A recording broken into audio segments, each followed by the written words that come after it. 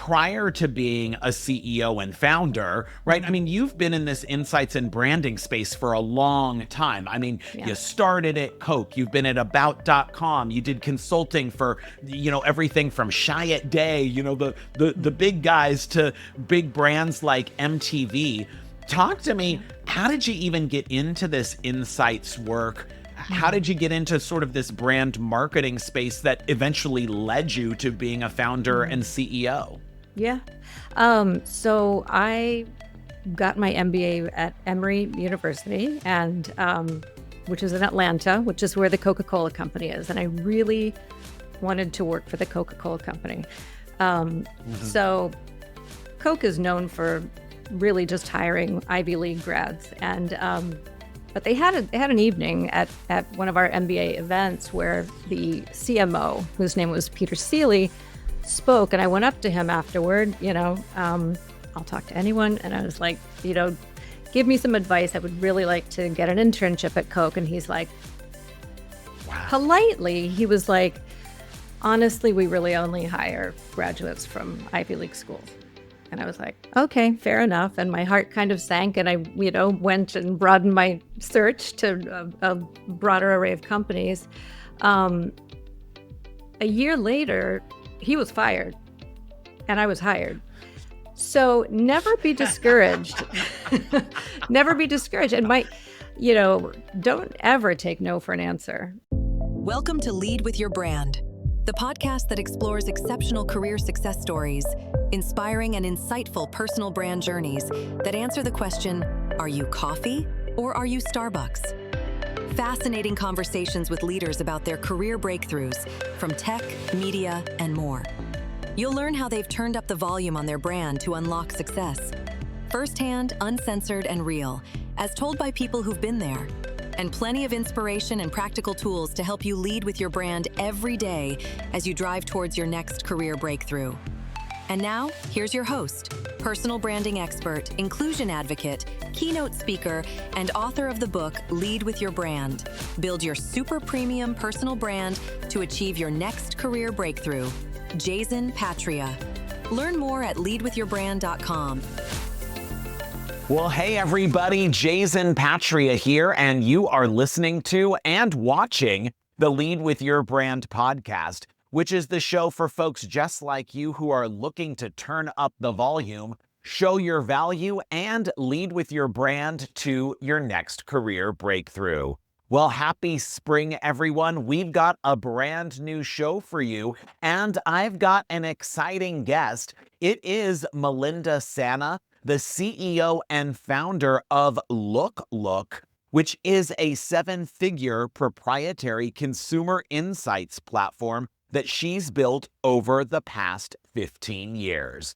But before we get to Malinda, I want to talk a little bit about your brand. Now, if you've been listening to this show this year, you know that we are counting down to the release of my very new book, Lead with Your Brand, Build Your Super Premium Personal Brand to Achieve Your Next Career Breakthrough, which comes out later this year. But to get you super excited and to give you a first look, I've been going through my 5 steps to lead with your brand. Now, if you take a look at the screen here, we are going to focus on step number 4, which is all about keeping up your image. This is where you shape your signature style. Now, if you've missed any of the other steps, just go back into Apple Podcasts or the YouTube catalog or wherever you get your podcasts, and you can check out all of our episodes going back to the first week of January this year,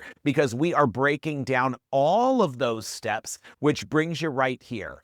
Because once you've built your brand DNA, once you've identified what makes you uniquely you, now is your chance to focus on your image, and you've got to create and shape that signature style.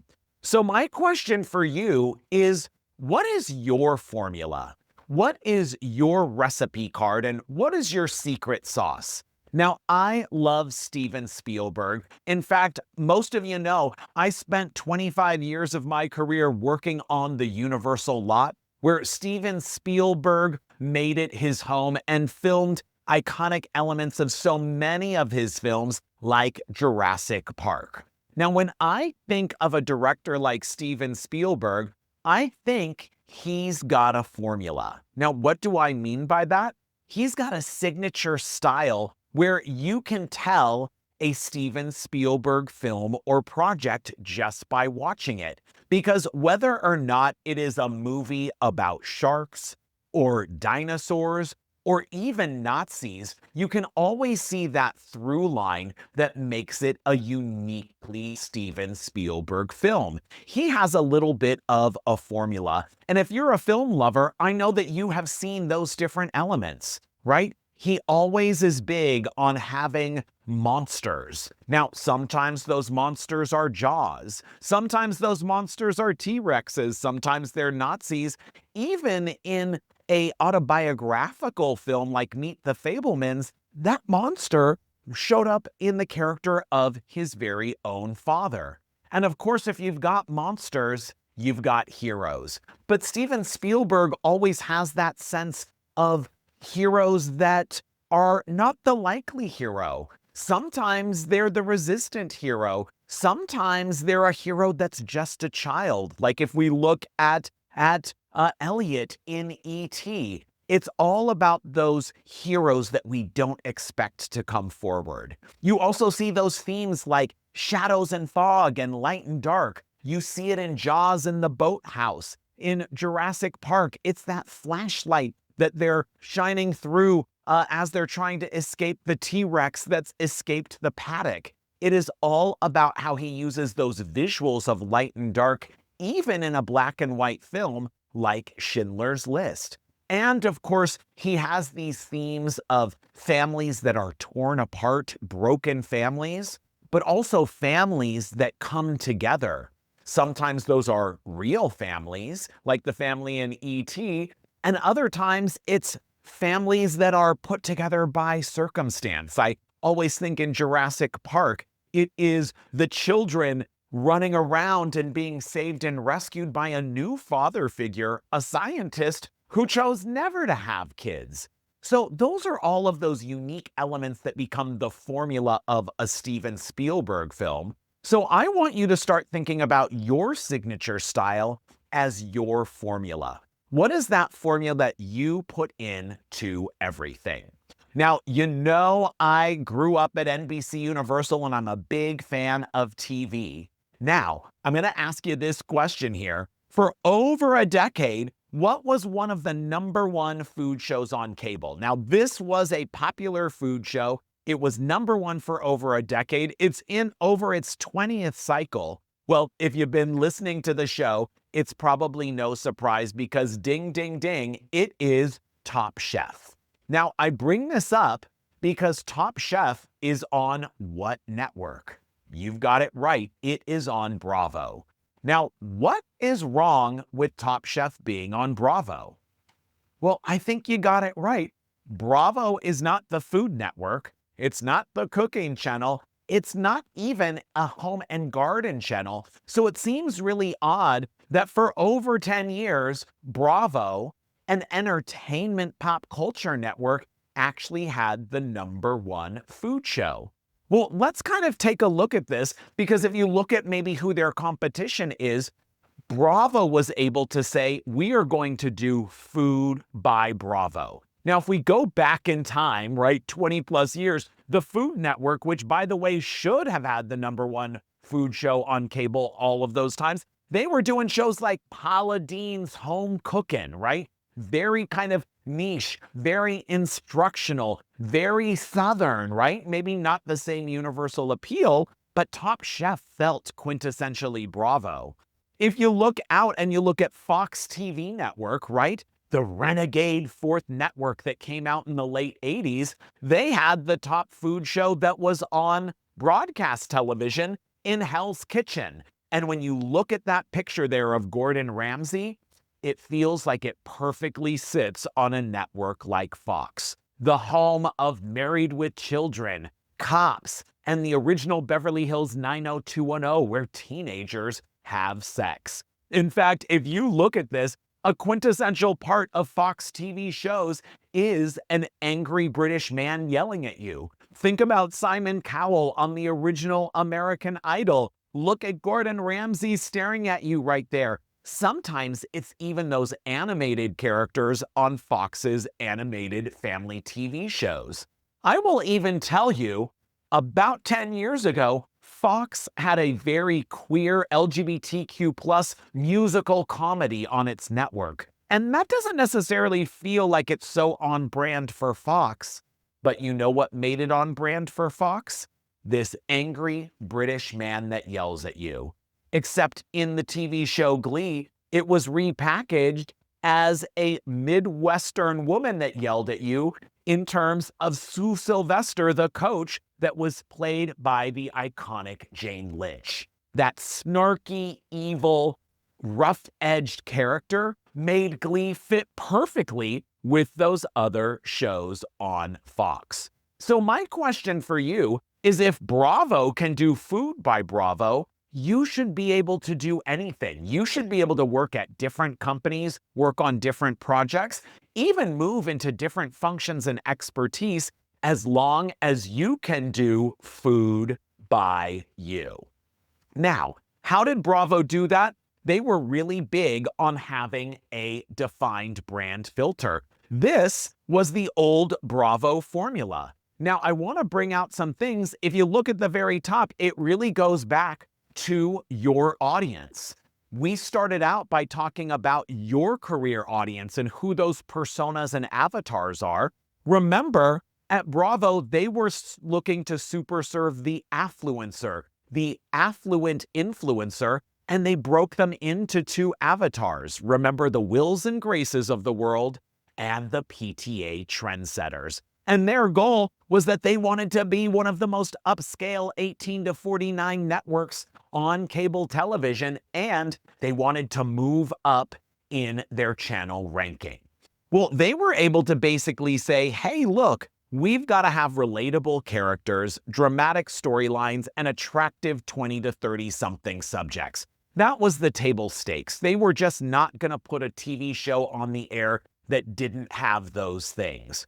But once you went past them, these were all of those design and production elements that went into making it a quintessential show. So when they said, hey, we want to do a food show, they looked at this and said, bing, our first thing on here is we have to have LGBTQ plus characters represented. So I was even working with the Bravo team on one of their cycles where they had actually shut down the production after the first or second episode because they didn't feel that they really had a compelling LGBTQ plus character that the audience would be rooting for. They went back to recast because they knew that was important to the Wills and Graces and the PTA trendsetters. They said it was simultaneously smart and fun, upscale and cosmopolitan locales, right? Top Chef was in New York and Los Angeles and went around the world to places like Mexico City. And then they said aspirational environments, unique and innovative, high-end sophisticated production. So when they put food through that formula, through that recipe, it came out as Top Chef, looking quintessentially like a Bravo show. Now, guess what? They put other things through that. In fact, they put soap opera and telenovela through that. And guess what they came out with? They came out with the Real Housewives franchise, which is clearly the most successful franchise in cable television history. You're still watching it cycles and cycles later. But if you think about it, it's really based on the Spanish language telenovela concept of big hair, big cars, and big emotions. But suddenly when you push it through this lens, it comes out as the Real Housewives of, you name, the upscale cosmopolitan locale, whether it's Beverly Hills, the Potomac, or Orange County. Now, I want you to really think about your signature filter here. So when you think about your brand filter, these are really going to be your packaging rules. Now, take a look at the first two of these. This is all about how you dress and how you maintain your workspace. You defined your brand DNA in our previous steps. Once you have that defined, you've got to show up that way. Now, I'm not asking you to be a fashionista. I'm not asking you to be an interior designer.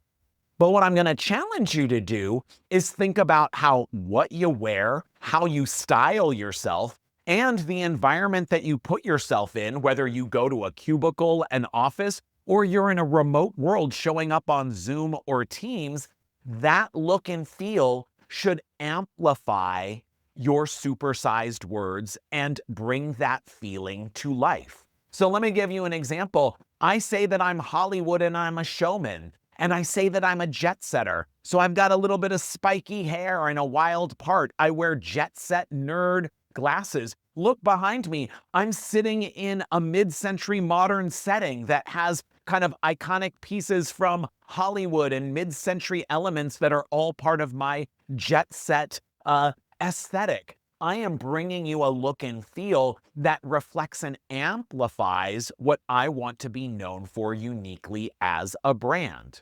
Now, at minimum, be neutral, but what I really want you to watch for is creating cognitive dissonance. You cannot say, wow, I am super organized. I'm the most analytical and insightful person. But when you show up on Zoom or you show up on Microsoft Teams, we can see that you've got a bed that's all unmade behind you. We can see dirty laundry strewn behind you. We can see you wearing your yoga clothes and you're sweating because you just came in from a yoga class. Because what we know is that people trust what they see more than what you tell them.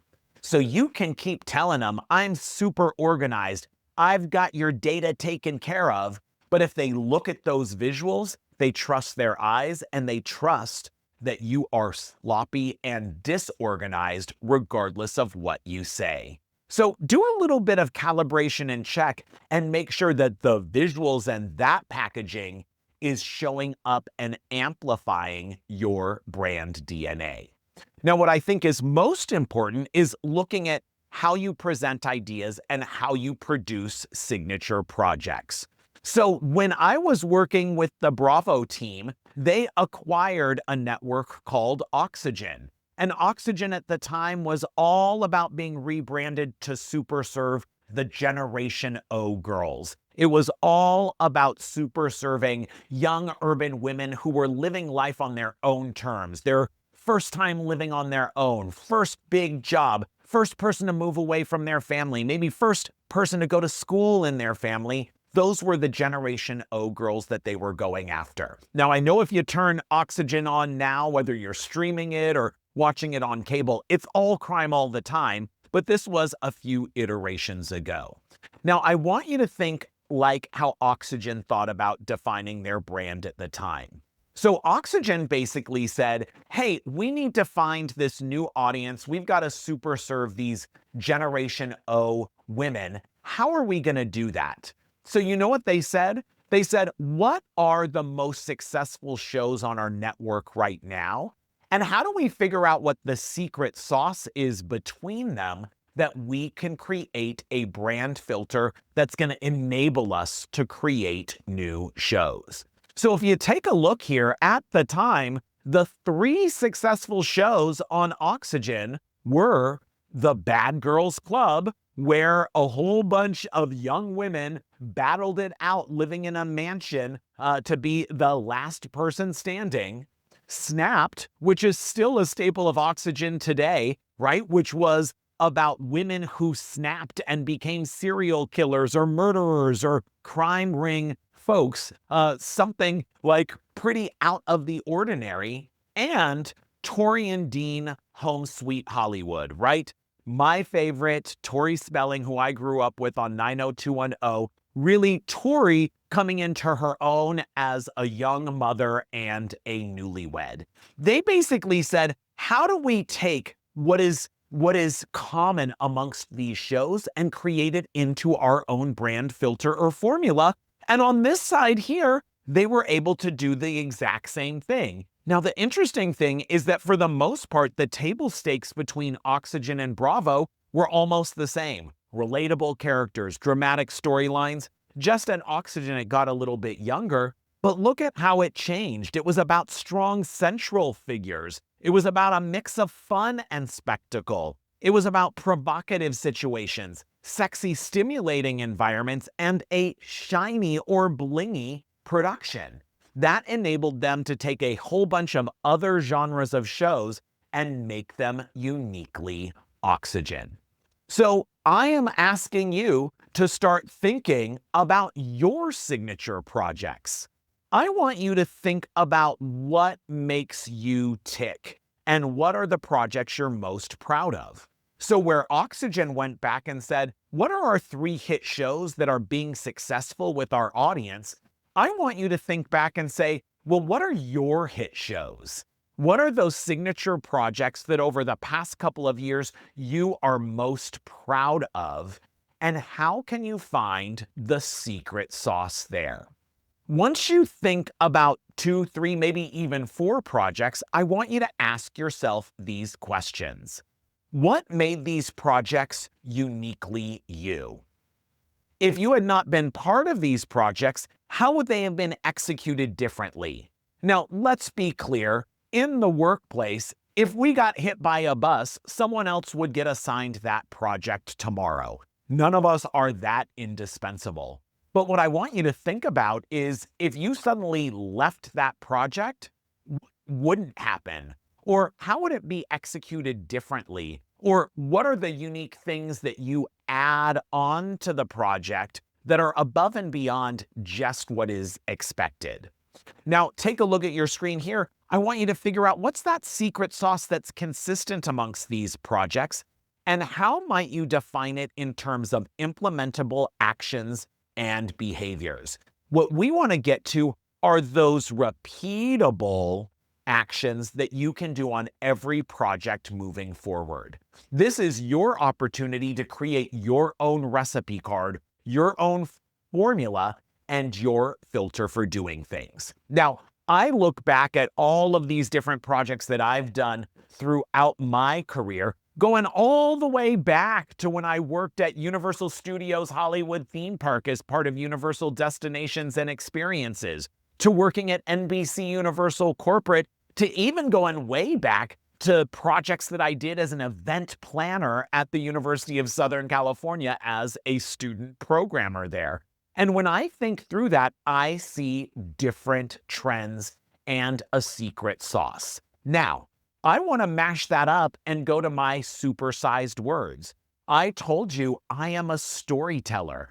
I told you that I'm a first mover, that I'm Hollywood and a showman. So I've got to come back and say, what is the secret sauce that enables people to see me as a showman? Well, I know that then I can tactically make a formula for myself that any initiative that I'm going to do, I'm going to make it a show. I'm going to produce a podcast like you're watching a show. If you show up with me virtually on Zoom, I'm going to use multiple cameras. I'm going to use technology like going up to a weather wall and touching the wall like what you watch on a streaming TV show or the news. If I show up in person, I am going to jump out into the audience. I'm going to break that fourth wall. I'm going to bring people up on stage. I'm going to go out and have conversations with people that are unscripted because I'm going to bring the show. Those are all tactical things that I can do on every project to ensure that it is on brand for Jayzen.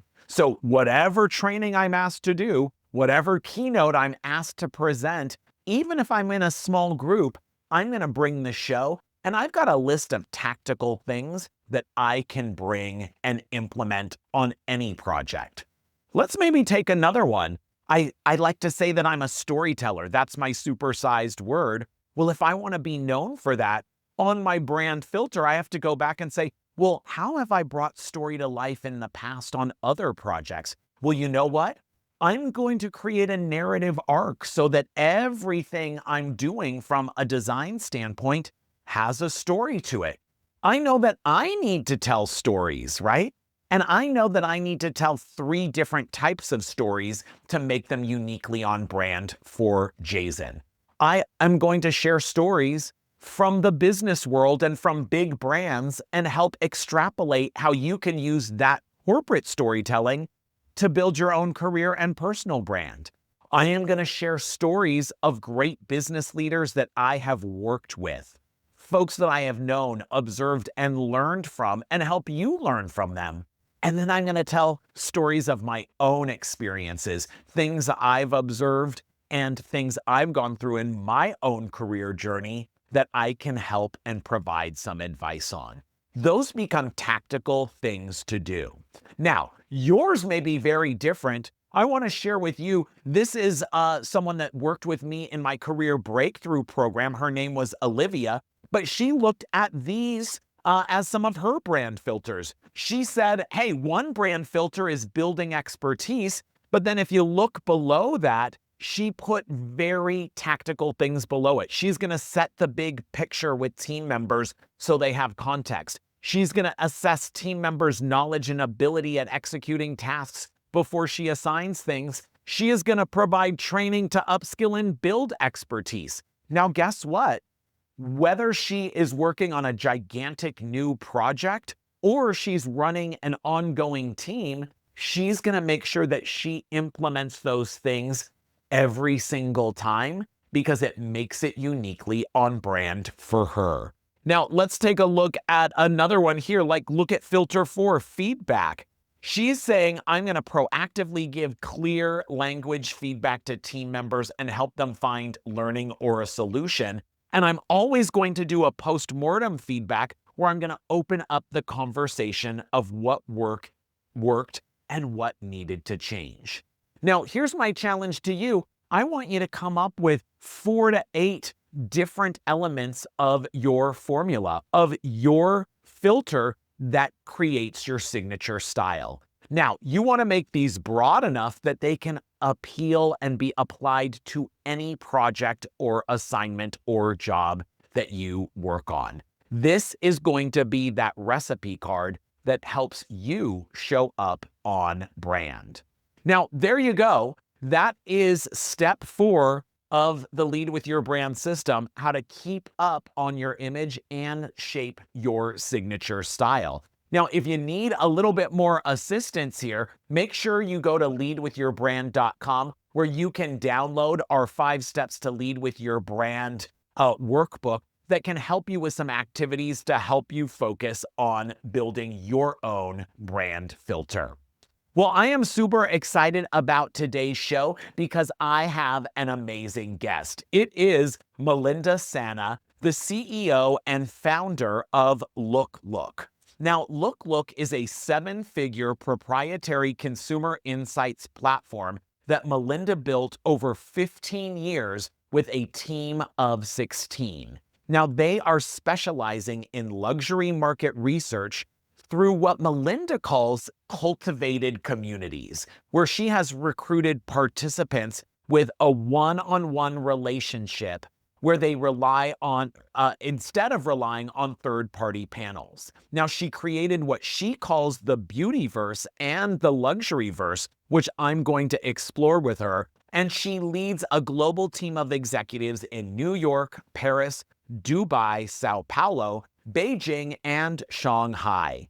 She's conducted over 900 studies with 30,000 plus research participants, and she has served amazing clients like Shiseido, BMW, LVMH, Google, and Nestle.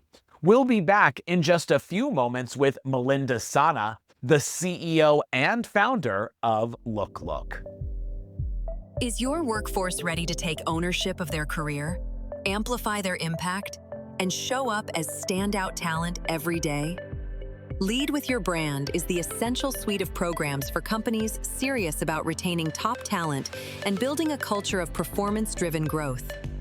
Based on a real brand marketer's toolkit, this 5-step system gives leaders and professionals the ability to build personal brands that stand out, speak up, and help them drive towards their next career breakthrough. Ultimately declaring, in my career, I'm not a commodity worker like coffee. I'm a super premium brand like Starbucks. Visit leadwithyourbrand.com for more information.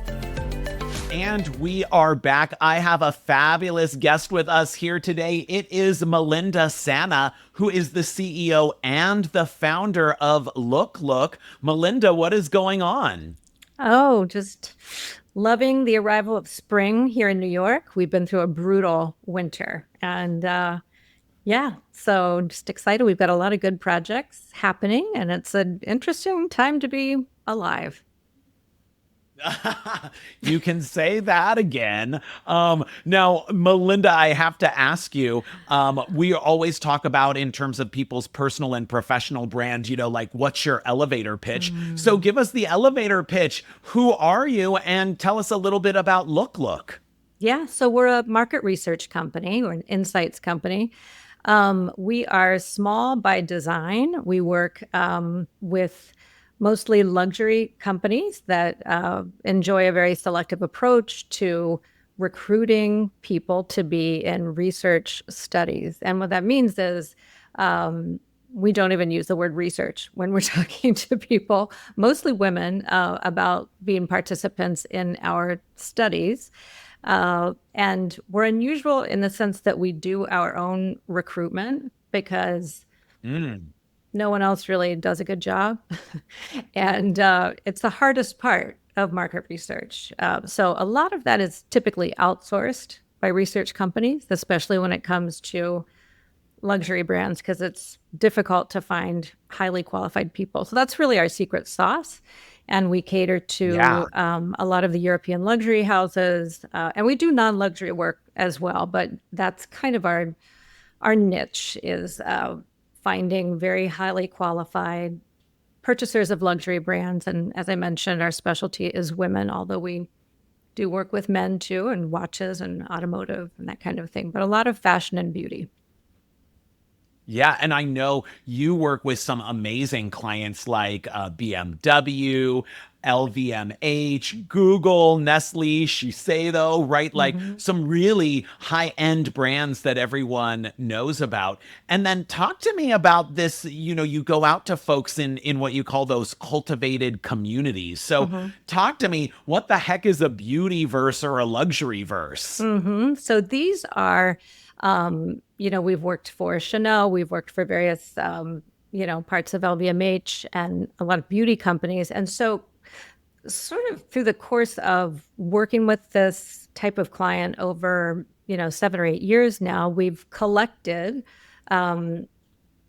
participants that are part of our network, and they love doing studies with us. I mean, we pay them quite well. We hang on their every words. We make it fun. I don't believe research should be rigid and boring, and I don't believe in, ticking a box surveys. We like to really make it feel like a content exercise for everyone involved. And so after someone does a study, whether it's, makeup or skincare or jewelry, whatever, they often will want to come back and do more studies. And so we have this database now of over 20,000 people that are highly motivated to respond to us because we're very white glove in the way we reach out to them. It's never, kind of a mass email exercise.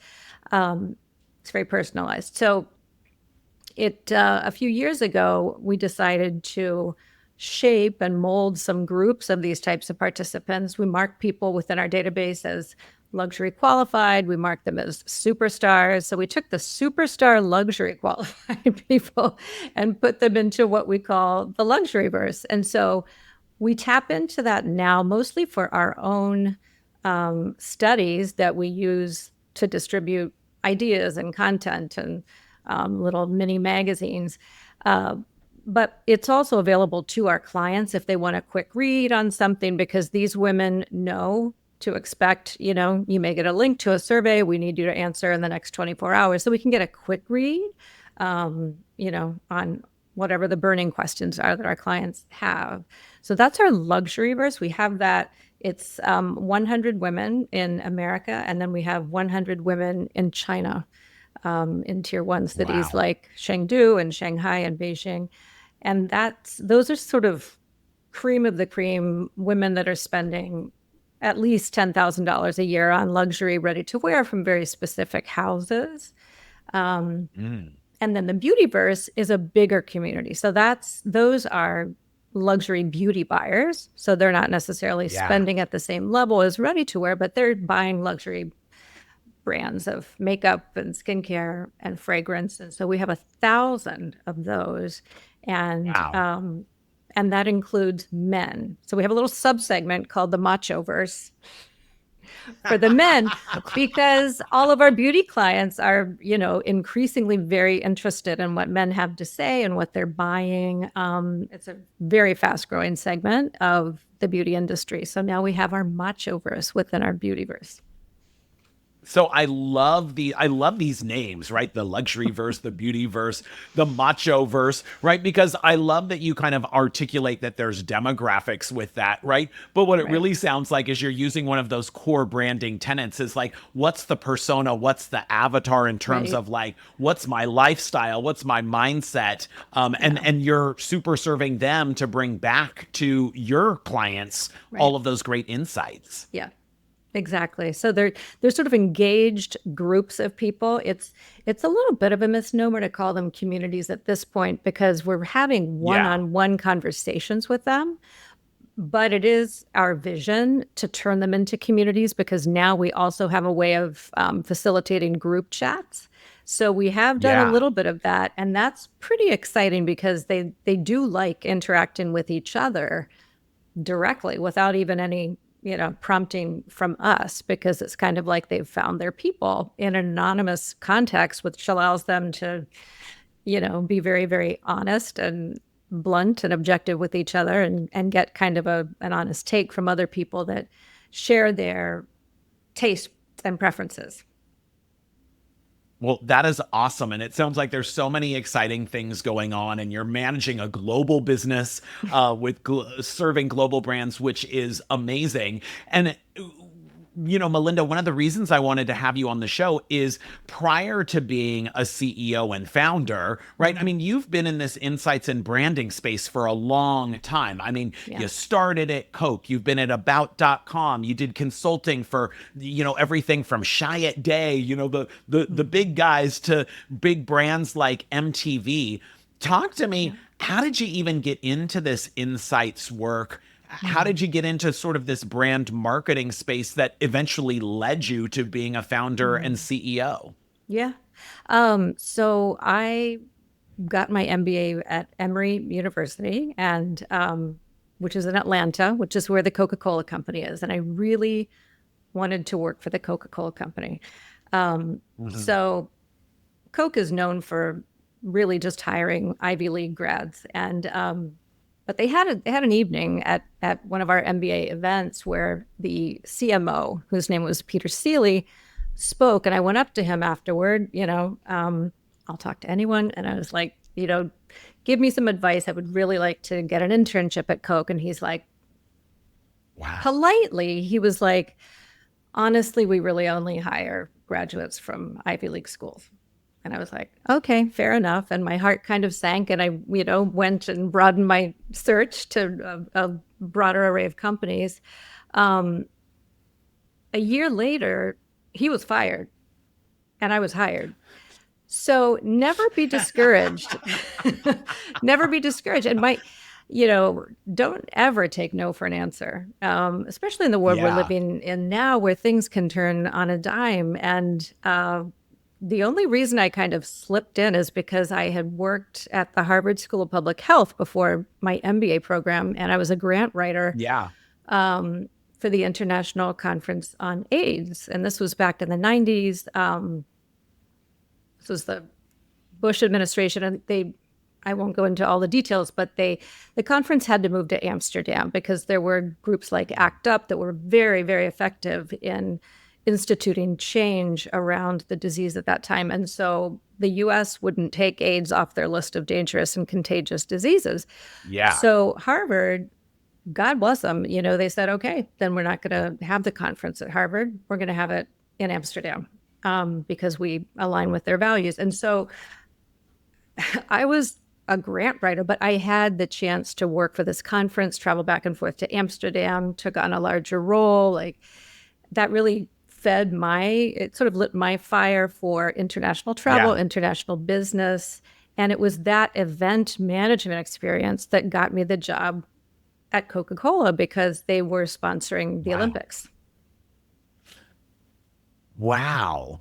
So, I mean, I love this. It's like you go over doing grant writing and advocating right in the health and the social space. And then you end up doing a huge event that's sponsored by a big name brand that you wanted to work for. So what a full circle moment. Talk to me. So like when you were doing that, what were the things that you did to get, from the event and sponsor people at Coke into the people that ultimately hired you? Yeah. So just networking, when I got the internship and working on the Olympics, I just got to know as many people as I could in the area where I wanted to work, which happened to be advertising at the time. So I got placed there. And then, to be honest, I worked with a lot of really great ad agencies like Wieden & Kennedy and others. And so I'm in my 20s at this time, right? And I'm like, they're having more fun than I'm having. Coke is great, but those people in New York City, like they're really having a good time with their work. And so I decided to move to New York. I spent a few years working at some really fantastic ad agencies when advertising was a fun place to be. I'm not sure it is anymore. But at the time it was great. And then I went out on my own really at a pretty young age. So I have been working as a free agent since 2000 and worked as a freelancer for a while. And then I started developing alternative methodologies in the world of research because at advertising agencies, I had moderated a lot of focus groups, which I'm sure you're familiar with and your listeners are as well. But I always felt like there had to be a better way. The creative people that I would work with hated focus groups and, people would drive to a sterile strip mall, and sit in a room with strangers talking about whatever. And I was like, there has to be a better way. So I guess in the early 2010s, when everyone was developing apps, I was like, maybe there's room for an app where I talk to people one-on-one. So that's how the idea of LookLook came about. I mean, there were other methodologies that I had developed before then, and I got a really good break in 2010, I think, with another methodology called the Sensory Safari that was featured in the New York Times. So that was a huge break for me because, I had zero visibility and suddenly I was in the Times and then Starbucks came calling and, it just kind of rolled out from there. Then I got other big clients. So even though we are a boutique firm, we really punch above our weight in terms of the types of clients that are drawn to us.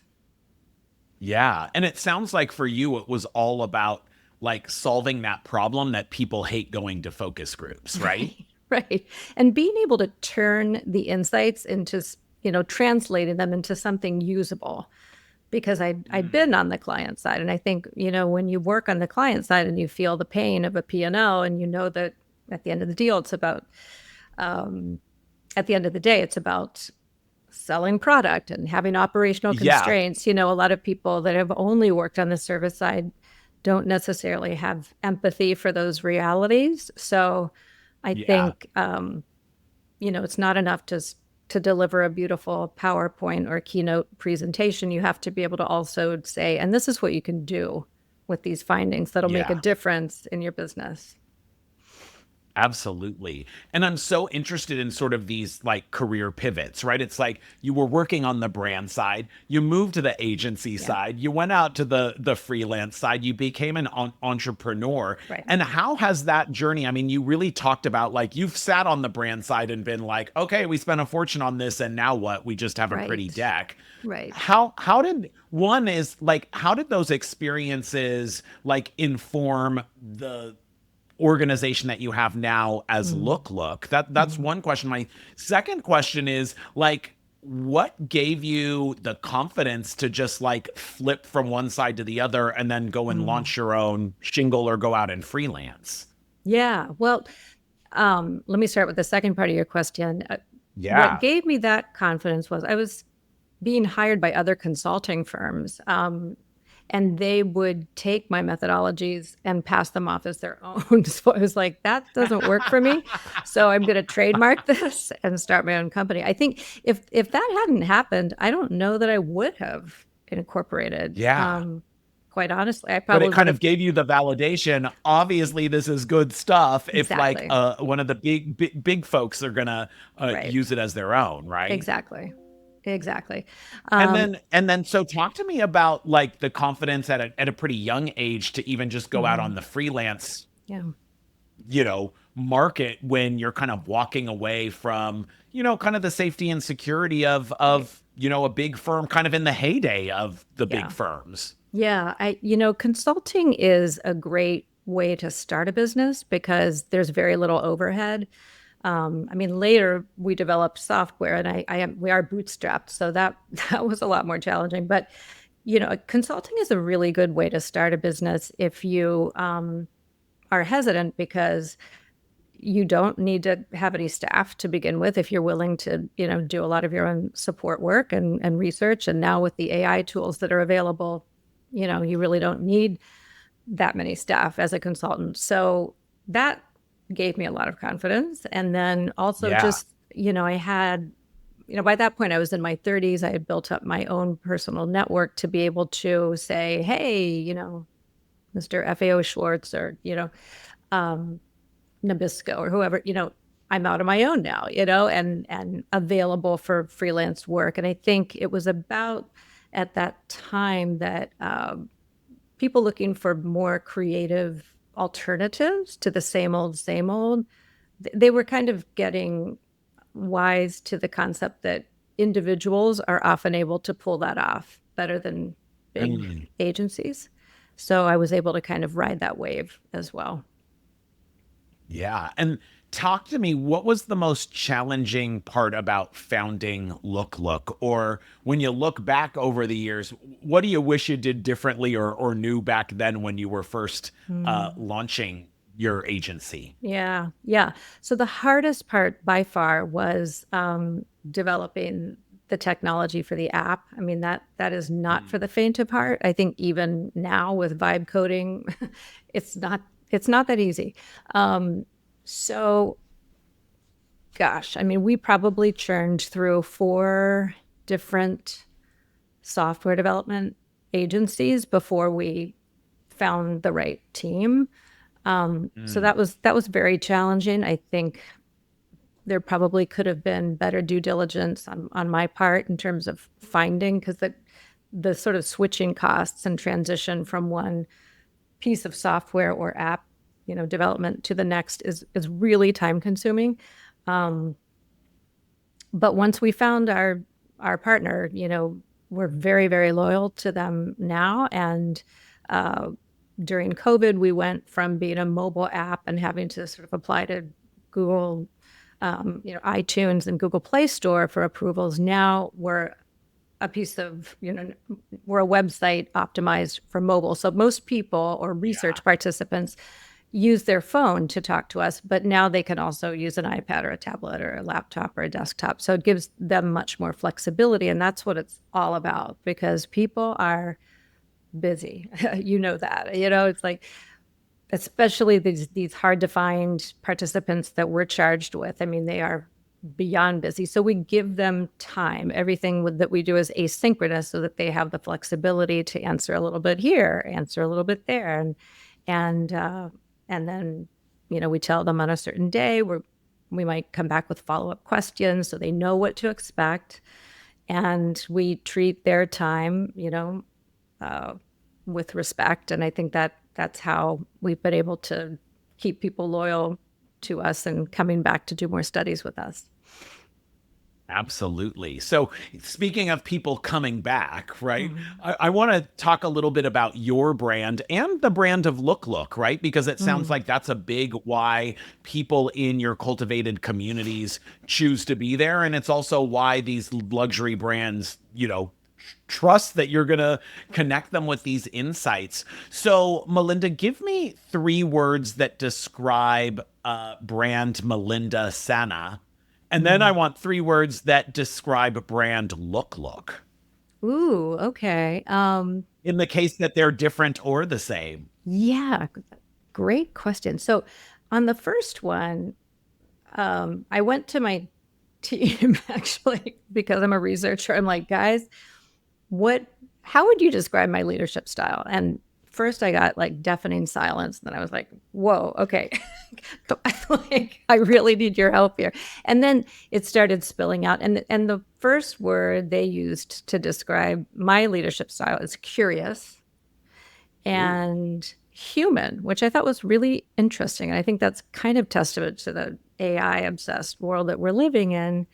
But I do try to be very transparent with my people. So if I'm stressed or feeling overwhelmed, I'm happy to share that with them. I mean, we've been through, obviously with COVID and other world crises, we're living through stressful times. And I just think it's important to show your human side as a leader with your people. So I've like cried in front of them. I've been, and also we're all remote. So I think it really does require a lot of transparency and authenticity, to connect. And we're a very tight team because of that. So I would say curious, human, and I think I'm also very protective. That's my own description of myself, because I feel protective of my team and anyone who's associated, because we have full-time employees and then we have a large satellite of people in other parts of the world that help us do what we do, and I feel protective of all of them. We have someone in Dubai right now who I'm very concerned about, and people in Shanghai that I talk with regularly, and I'm protective of them, and I'm protective of our client relationships. I want to always make sure that we are over-delivering in a service capacity. But I think what really makes us different and special is that I feel protective of our research participants. So I don't, I want to make sure the studies aren't too long and exhausting, and that we're paying people what they're worth for the time that we're demanding. There's so many surveys that are just forced out in a factory-like manner that say, oh, you'll have a chance to win a $100 gift card at Amazon. No, we're going to pay everybody in every study that we do, and we adjust the payment towards the time commitment. But we also are responsive to them. So they're never going to get a recorded message or not be able to reach us. Like, they can text us. That's how white glove it is.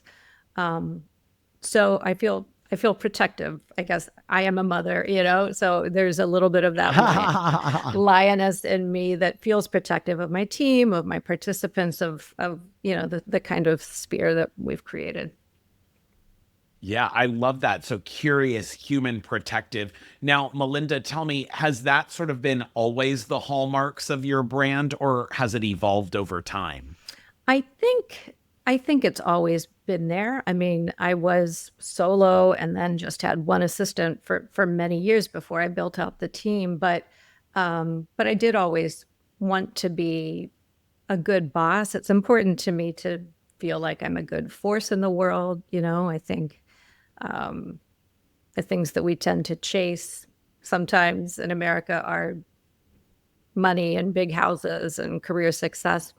I think what gives me joy is to help other people, So I want to make sure that I'm helping my employees, that I'm helping our clients, and bringing a little joy to the people that are in our studies, even if we're just like, giving them compliments on a handbag they purchased, and it's genuine. Exactly. We are often super impressed with these people that we're talking to, but just being a good force in the world, I think is part of my own personal brand, and I hope that it's part of the LookLook brand. I think that it is, and I think that you had asked earlier, what's the delta between your personal brand and LookLook? I think that sense of rarity, which is very much a part of the luxury world, Yeah. is really defines us because, we're not out there advertising. We've never done advertising.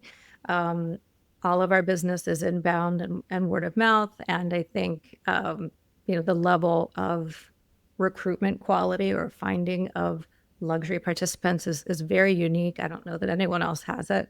And then the way we're able to kind of deliver our findings in a way that are actionable and bring some, empathy, I think, to what our clients are going through. Yeah. I always say to people on my team, make sure, we're talking to people and writing our reports in a way that's interesting. We may be the most fun part of our client's day, for all we know.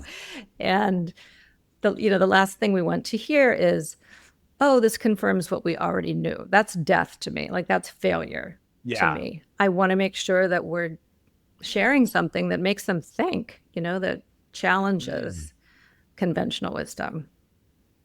Yeah. So it's interesting. It sounds like, you have that rarity piece there, but it's also about, fun and joy and challenging, right? It's like you want people to have the fun and be challenged with what the insights are. Yeah. And then Malinda, I've heard you use the term white glove, right? That feels like that's kind of a core element of the LookLook brand as well, whether you're talking about your participants or the clients that you're working with. Right. Yeah, it is important. And I think increasingly so, in a world that is automated and has robots and a lot of generative AI slop, right? So we're fascinated by AI, and we're in a perfect position to really leverage it in what we do and make what we do faster and more productive. But at the same time, I think it makes the rarity and the human element of what we do even more special. So, I hope that we're always able to be responsive on a human level to the people in our studies, to our clients, and to each other as team members. Yeah. And now, Malinda, let me ask you, because you have worked with world-class brands, basically your entire career. You have an amazing roster of luxury brand clients right now. What are some things that you've learned from them about brand management, or even things that you've advised via insights about brand management that you think any of our listeners could take that sort of consumer-facing brand knowledge, but they could actually leverage that to enhance their own personal and professional brand? Yeah, what an interesting question. I think brands are belief systems, and people never really talked about their personal brand until maybe a decade ago. I think everyone now takes a marketing course in school, no matter what you're studying. I think we all study marketing now. So it used to be kind of cringy to talk about your personal brand, but it's not anymore. I think people, especially people in their 20s, take that very seriously. And I think it's not just about how you look or, dressing a certain way. It's really about what you believe is important. And that's hard work to figure out what that is. What are you truly committed to on a personal level? And then once you've done that work, everything else should fall out of that. So your actions should reflect that. And from a corporate branding perspective, it's really important to know your competition, and to know what problem you're solving, to fall in love with the problem, not just the solution. And I have to And I guess, that's really relevant to everyone, right? It's like, especially in today's disrupted world. You're talking about AI there, it's like, well, what problem are you solving that maybe AI can't solve, right? Or that you're solving with AI, right? Yeah. And like, who's your competition, whether that is someone sitting in the cubicle next to you or a chat bot or a bot that can do some of those things as well. So it's kind of interesting, like that parallel comes all the way through. No, you're so right about that. You are so right about that nexus of human and artificial intelligence together. that's where the magic is already happening. And I think there will always be a human element in so much of what we do. I don't buy the fact that AI is replacing jobs. I think jobs may be going away for other reasons, and maybe a little bit in the coding world with AI, but it's making all of our team members more productive and able to concentrate on more elevated questions. So Yeah. it's that And combination how are you of human coaching and your AI. team to like not be fearful, but instead be an adopter, be someone that plays in it, innovates in it? How are Yeah. you helping your team sort of get over that hurdle of like the ick factor that I know a lot of people have? Yeah, and you're right about that. It is shocking how unpopular AI is in our country. It's something like, I think it's less popular than the war in Iran. I read something recently, but anyway, my approach has been to say let's play with it. Let's subscribe to a lot of them. Let's because they're all leapfrogging each other and they all have relative strengths. You know, we're sort of in love with Yeah. Claude right now, but we played around with ChatGPT and Gemini. So I think I think the answer is make it work for you. Figure out how it can take away the parts of whatever you're working on that you find tedious. You know, if you don't like to build bar charts, get AI to do it for you or tell you how to access a tool that will do it for you. You know, Yeah. often just asking the LLM what the best approach is a great place to start, you know, and you can create a very personalized solution. You know, I don't think there's ever been a better time to be an entrepreneur with these tools that are available. It's amazing what Absolutely. they're doing. Now, Melinda, you know, a moment ago you talked about, you know, what great brands have is sort of this belief. And if you're really clear on that belief, then Oh, all of those other things can really flow to it, right? Kind of what's in scope, out of scope, what guides kind of your behaviors. So let me ask you, yeah. as a CEO and founder, what's like one of your core beliefs that sort of drives both how you show up, but also how you lead your firm? You know, I come back to honesty. I think Mm, I think it's rare to find, and I think that it's precious when we do. And honesty is something that can be really performative from a lot of brands, you yeah. know? So when you find it, it's it's valuable. And I think it requires a lot of a company. It requires them to speak their truth, to admit when they've made mistakes. You know, it's kind of the opposite of what a PR fixer would tell you to say. But, you know, I think that's what's required now. Yeah. People are looking for real voices that cut through the clutter. Yeah. And it sounds like that sort of guided you into a niche where, you know, when you talk about being human and you talk about being protective, right? Those all kind of stem from that belief. But it's also sounds like it's a little bit of a calling card as to why people want to work with you, whether it's on the participant side or on the actual client side. Yeah, I think we're very good at listening. Um, and I think that is also a quality that's hard to find today. People are very good at talking and blustering and not always great at listening. So it's really important for us to listen to our clients and listen to what they really need. And it's also very important with our research participants because some of the most interesting findings come unexpectedly in the kind of research that we do, which is a lot of small, you know, sample size and going really deep with people. A friend of mine called LookLook a virtual confessional because it's all one-on-one. And because of the anonymity and then the text-based way we interact, I mean, there's a lot of video and pictures too, but there are a lot of open-ended text responses and people open up to us. It's unbelievable. So I just started a Substack and I'm calling it the virtual confessional because I really like that way of thinking about I what love that. we are. So Yeah, I think and it how invites differentiated honesty. that is from the old school focus group of like, I'm sitting with strangers and I see the mirror and I know someone's behind there, or I see the How camera and I know dumb someone's is that? watching me, It's right? so awful. It's so cheesy. Everyone knows there's strangers behind the mirror, and Yeah. I hope that focus groups are going away, but I don't know that they are. I think a lot of people still use them. Unfortunately, there Yeah. is a better way.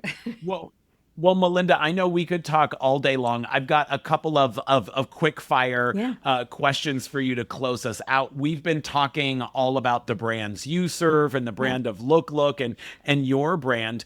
What is a personal favorite brand of yours as a consumer, right? Strip away of Mm, being a CEO and founder, but what's a brand that you're obsessed with that you can't live without? that I can't live without.